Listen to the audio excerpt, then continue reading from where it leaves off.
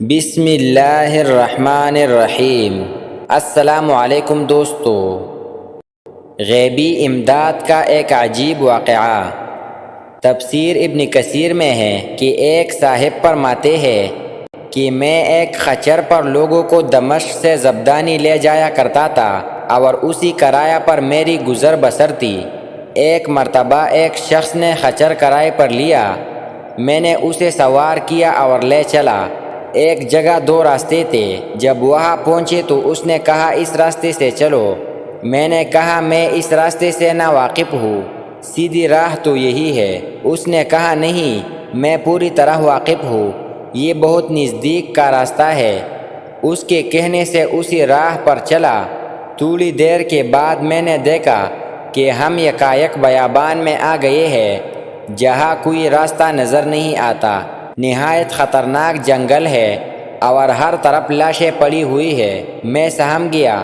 وہ مجھ سے کہنے لگا ذرا لگام تام لو، مجھے یہاں اترنا ہے۔ میں نے لگام تام لی اور وہ اترا اور اپنے کپڑے ٹھیک کر کے چھری نکال کر مجھ پر حملہ کیا۔ میں وہاں سے سر پٹ بھاگا، لیکن اس نے میرا تعاقب کیا اور مجھے پکڑ لیا۔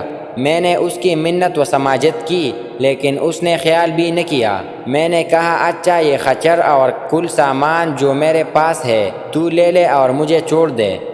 اس نے کہا یہ تو میرا ہو ہی چکا ہے، لیکن میں تجھے زندہ نہیں چھوڑنا چاہتا ہوں۔ میں نے اسے اللہ کا خوف دلایا، آخرت کے عذابوں کا ذکر کیا، لیکن اس چیز نے بھی اس پر کوئی اثر نہ کیا۔ میں مایوس ہو گیا اور مرنے کے لیے تیار ہو گیا اور اس سے بامنت التجا کی کہ آپ مجھے 2 رکعت نماز ادا کرنے کے لیے دیجیے۔ اس نے کہا اچھا جلدی پڑھ لے۔ میں نے نماز شروع کی، لیکن اللہ کی قسم میری زبان سے قرآن مجید کا ایک حرف بھی نہیں نکلتا تھا۔ یوں ہی ہاتھ باندھے دہشت زدہ کھڑا ہوا تھا اور وہ جلدی مچا رہا تھا۔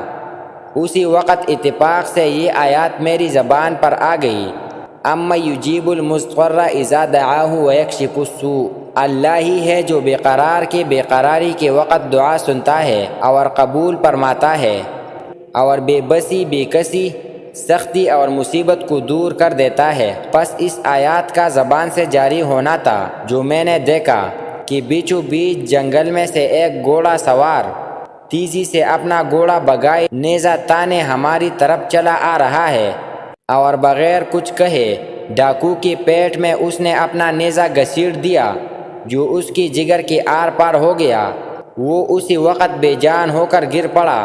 سوار نے باگ موڑی اور جانا چاہا، لیکن میں اس کے قدموں سے لپٹ گیا اور کہنے لگا اللہ کے لیے یہ تو بتا دو کہ تم کون ہو۔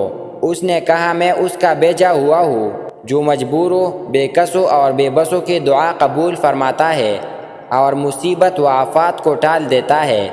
میں نے اللہ کا شکر ادا کیا اور وہاں سے اپنا خچر اور مال لے کر صحیح سالم واپس لوٹا۔ دعوت الحق اسی کو پکارنا حق ہے، اس کے سوا نہ کوئی پکار سن سکتا ہے اور نہ مصیبتوں اور پریشانیوں کو دور کر سکتا ہے۔